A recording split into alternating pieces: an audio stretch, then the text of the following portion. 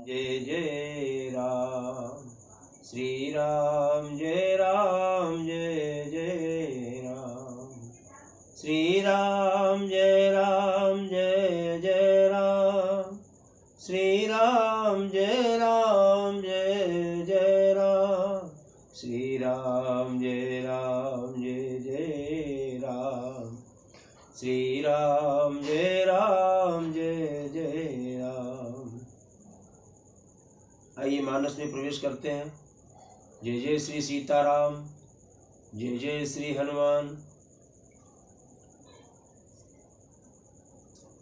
एक दिन वन में वंचनों के साथ रहने वाले श्री राम के पास असुर तथा राक्षसों के वध के लिए निवेदन करने को वहां के सभी ऋषि आए। उस समय वन में श्री राम ने चंडकारण्यवासी अग्नि के समान तेजस्वी उन ऋषियों को राक्षसों के मारने का वचन दिया और संग्राम में उनके वध की प्रतिज्ञा की।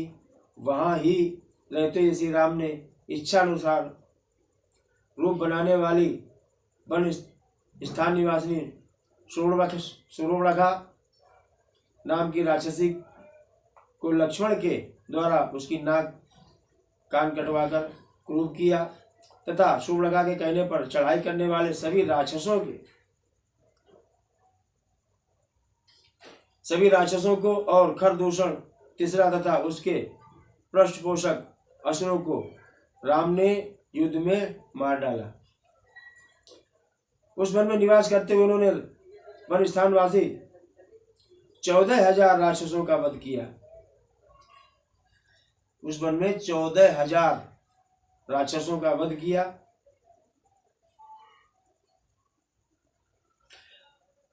उसके बाद अपने कुटुंब का बस सुनकर रावण नामक राक्षस क्रोध से मूर्छित उठा और उसने मारीच राक्षस से सहायता मांगी। इससे मारीच से सहायता मांगी। यद्यपि मारीच ने यह कहकर कि रावण उस बलवान राम के साथ तुम्हारा विरोध ठीक नहीं है, रावण को अनेकों बार मना किया, परंतु काल की प्रेरणा से रावण ने मारीच के वाक्यों को टाल दिया और उसके साथ ही राम के आश्रम पर गया। मायावी मारीच के द्वारा उन दोनों राजकुमारों को आश्रम से दूर हटा दिया गया और स्वयं उनकी पत्नी सीता का अपहरण कर लिया और जाते समय मार्ग में बिग डालने पर जटायु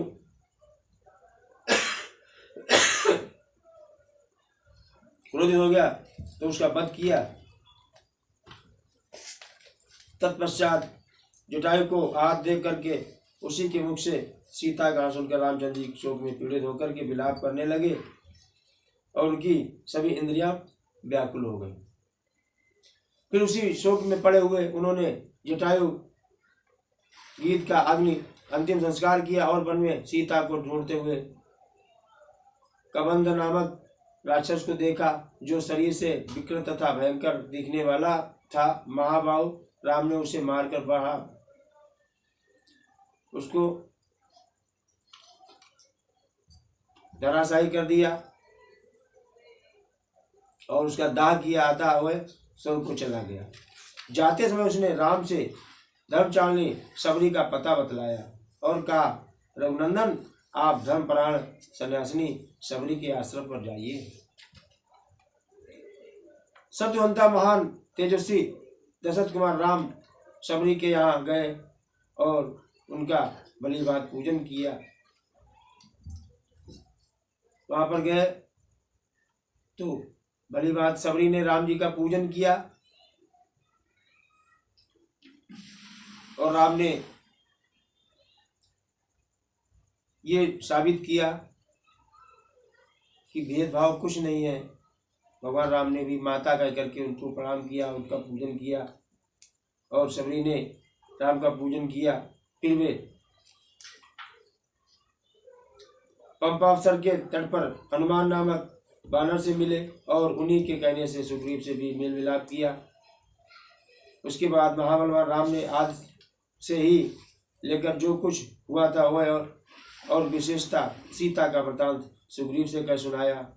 बानर सुग्रीव ने राम की सारी बातें सुनकर उनके साथ प्रेम पूर्वक अग्नि को साक्षी बनाकर मित्रता की। इसके बाद वानरराज सुग्रीव ने स्नेहवश वाली के साथ वैर होने की सारी बातें राम से दुखी होकर बतलाई। उसमें राम ने बलि को मारने की प्रतिज्ञा की। तब वानर सुग्रीव ने वहां बलि के बल का वर्णन किया, क्योंकि सुग्रीव को राम के बल के विषय में बराबर शंका बनी रहती थी। राम की प्रतीति के लिए उन्होंने दुंदुभी दैत्य का महान पर्वत के समान विशाल शरीर दिखलाया। महाबली महाबाहु श्री राम ने तनिक मुस्कुराकर उस अस्थि समूह को देखा और पैर के अंगूठे से उसे 10 योजन दूर फेंक दिया। फिर एक ही महान बाण से उन्होंने अपना विश्वास दिलाते हुए 7 ताल वृक्षों को और पर्वत तथा रसातल को बेध दिया। उसके बाद राम के इस कार्य से महाकप सुग्रीव मन ही मन प्रसन्न हुए और उन्हें राम पर विश्वास हो गया। फिर वे उनके साथ किष्किंधा गुहा में गए। वहां पर सुवर्ण के समान पिंगल वर्ण वाले वीर वर सुग्रीव ने गजला की उस महानाद को सुनकर वानरराज वाली अपनी पत्नी तारा को आश्वासन देकर तत्काल घर से बाहर निकला और सुग्रीव से भिड़ गया। वहां राम ने वाली को एक ही बाण से मार गिराया। वाली को मारने के बाद राम ने सुग्रीव को वहां पर राज में बिठा दिया। तब वानरराज ने भी वहां वानरों को बुलाकर उनकी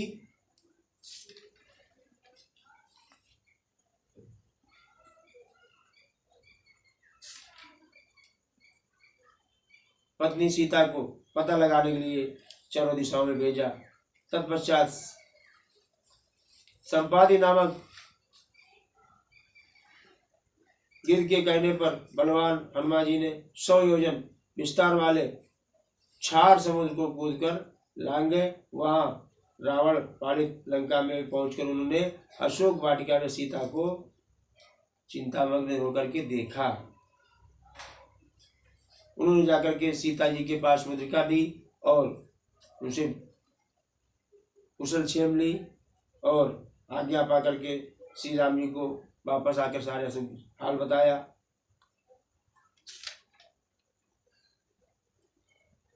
इसके बाद सुग्रीव के साथ भगवान राम ने महासागर के तट पर जाकर सूर्य के समान तेजस्वी बाणों से समुद्र को शुद्ध किया।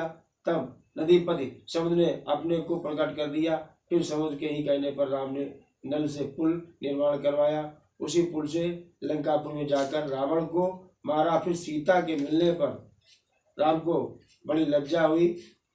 तब भरी सभा में सीता के प्रति वे मर्मभेदी वचन कहने लगे।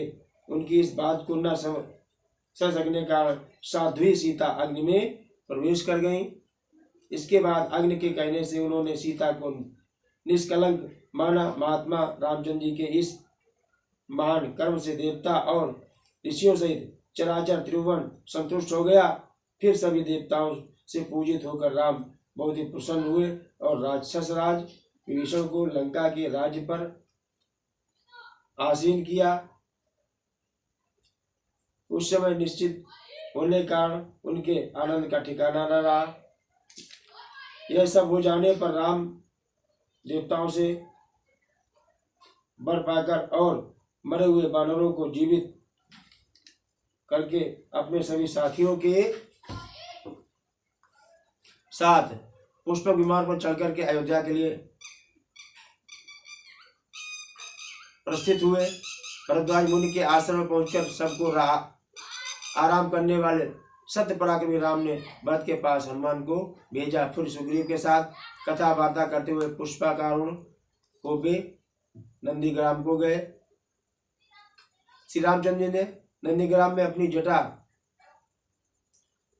और बाल को कटा करके भाइयों के साथ सीता को पाने के अनंतर पुनः अपना राज्य प्राप्त किया। अब राम के राज्य में लोग प्रसन्न, सुखी, संतुष्ट, पुष्ट, धार्मिक तथा रोग व्याधि से मुक्त रहेंगे। उन्हें दुर्भिक्षा का भय न होगा, कोई कहीं भी अपने पुत्र की मृत्यु नहीं देखेंगे, स्त्रियां विधवा नहीं होंगी, सदा ही पतिव्रता होंगी, आग लगने का किंचित भी भय न होगा, कोई प्राणी जल में नहीं डूबेंगे, बात और ज्वर का भय थोड़ा भी नहीं रहेगा, क्षुधा तथा चोरी का डर भी नहीं रहेगा, सभी नगर और राष्ट्र धन धान्य संपन्न होंगे, सतयुग की भांति सभी लोग सदा प्रसन्न रहेंगे। महायशस्वी राम बहुत से गुणों की दक्षिणा वाले 100 अश्वमेध यज्ञ करके उनमें विधिपूर्वक विद्वानों को 10,000 करोड़ 1 खरब गौ और ब्राह्मणों को अपरिमित धन देंगे तथा 100 गुने राजवंशों की स्थापना करेंगे। संसार में चारों वर्णों को वे अपने अपने धर्मों में नियुक्त करेंगे। फिर 11,000 वर्षों तक राज करने के अनंतर श्री रामचंद्र जी अपने परम धाम को पधारेंगे। वेदों के समान पवित्र पाप नाशक और पुण्यमय इस रामचरित को जो पढ़ेगा वह सब पापों से मुक्त हो जाएगा। आयु बढ़ाने वाली इस रामायण कथा को पढ़ने वाला मनुष्य मृत्यु के अनंतर पुत्र पौत्र तथा अन्य परिजन वर्ग के साथ ही स्वर्ग लोक में प्रतिष्ठित होकर होंगे और पढ़ने वाले विद्वजनों को अधिक से अधिक प्रभु की कृपा और रामायण का फल प्राप्त होगा। ये सूक्ष्म रामायण आप लोगों ने सुनी। जय जय श्री सीताराम, जय जय श्री हनुमान, बोले शंकर भगवान की जय।